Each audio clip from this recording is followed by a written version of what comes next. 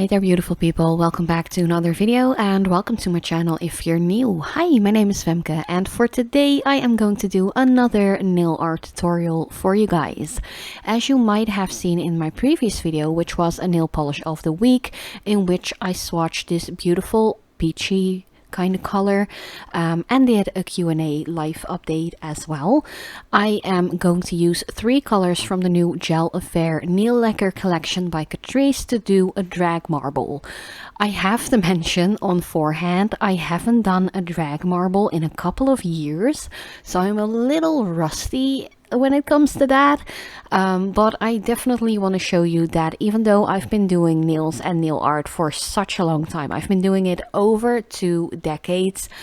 If you don't continue doing a specific technique or anything like that, you can just get a little rusty and you have to train yourself again to become the best you possibly can.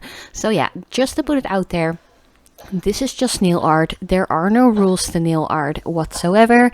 If you don't like your nails, you can easily just remove it with some nail polish remover, or at least not your nails themselves, but the nail polish on top, of course. I mean, this is like my pregnancy brain being all scrambled and stuff like that, which is actually quite fun every now and then. But you know, I do know what I want to say, but my brain is just like bleh.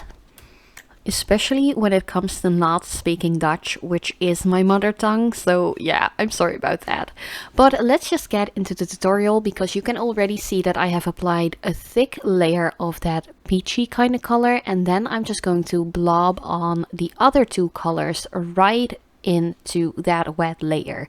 And you want to work quick and you don't want to press too hard. I actually pressed a little bit too hard to my liking with this first nail, trying it again after years, but you know, I'm just gonna deal with it. A good thick layer of top coat afterwards, it's definitely going to solve that problem.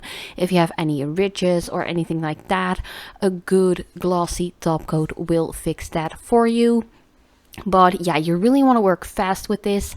I am using a couple of different dotting tools I have in my collection. I have a bunch.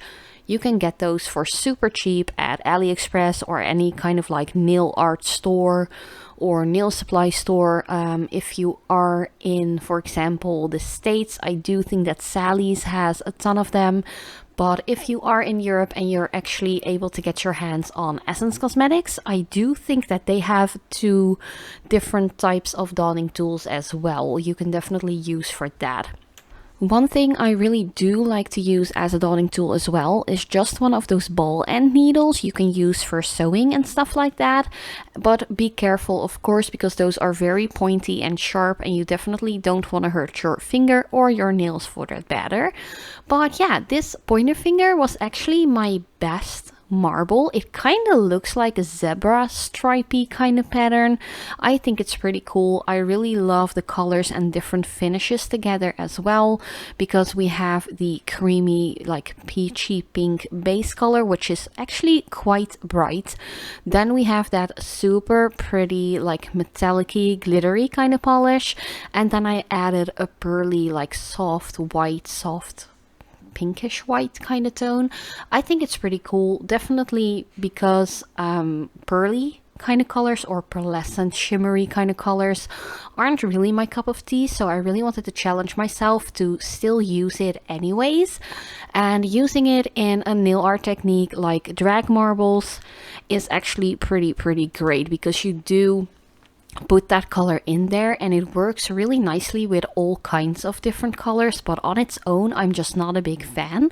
So yeah, that way you actually do get some use out of the polishes that you don't really love the finishes of, or maybe the colors of. You can definitely work with it. And if you are going to recreate this nail art design, let me know in the comments below or send me a picture on Instagram, because I'm always curious to see what you guys come up with, what kind of colors you are using, what kind of finish combinations and so on. And yeah, if you are curious to know what kind of base I used and etc., I have to say, definitely check out my previous video, which is the nail polish of the week one, because I go in detail on what I used for that simple 1 color manicure. But yeah, I'm just going to finish off my other nails. if you have already applied your dried base layer like I had, you don't have to cap off the edges especially, or like necessarily, I have to say. Oh, and here I glonked on so much of that metallic glittery polish that I really had to work my hardest to actually make this design work on this nail. And if you do have an accident like this, like you accidentally blobbed on a little bit too much polish, just like swirl the polish around a little bit more, but you can also just remove some excess polish with your finger, I would suggest. And yeah, as you can see right here, it pretty much spilled into like the side of my cuticle area. I'm just going to get rid of most of it with my fingernail, but I am going to use a cleanup brush once I am done with this design, which you can see right now. This is just a very standard, I think it was a brow brush actually, like a makeup brush, but any like stiffer kind of brush will work. The only thing is, do make sure that the bristles of the brush are actually nail polish remover safe. Personally, I only use nail polish removers without acetone because I feel like the acetone ones just dry out my nails and skin too much. And sometimes using the ones with acetone will really mangle and mess up your cleanup brushes, so make sure that your brush and your remover are compatible together. So yeah, let's just continue with the final nail. I actually really like the way these turned out. Like when I started the thumbnail off, I was like, I'm not sure if this is going to be anything that I actually like in the end. But then again, like you see, you just have to keep on trying and have to keep on just believing it will work out, and it will actually look kind of cute. And once again, if you have pressed a little bit too much on your nails, that is perfectly fine. If there are like big bald patches, you can definitely just remove it and start over again.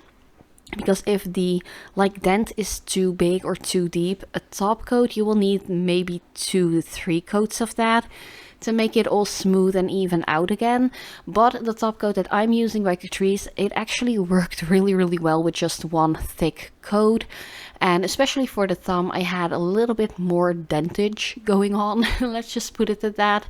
And yeah, this is pretty much the entire design. Definitely remember to use a good base coat, especially if you're using highly pigmented colors like I did for the base color on its own. You might want to level it up with just another layer of base, or maybe a different kind of base on top, like do a base coat sandwich, if you know what I mean. But yeah, just to prevent any discoloration or staining of the natural nail plate. But yeah, I'm really curious to hear what you think about this design, especially the pointer finger and the middle fingernail. Those are my favorites. I love the way those turned out. And I have to be honest, like ever since I actually recorded this video, which is like 2-3 weeks ago, this design is still on my nails. Like I simply haven't had time to switch it up, but I really do love the design this much that I actually was ready to wear it for a couple of weeks. And it's on there still pretty good.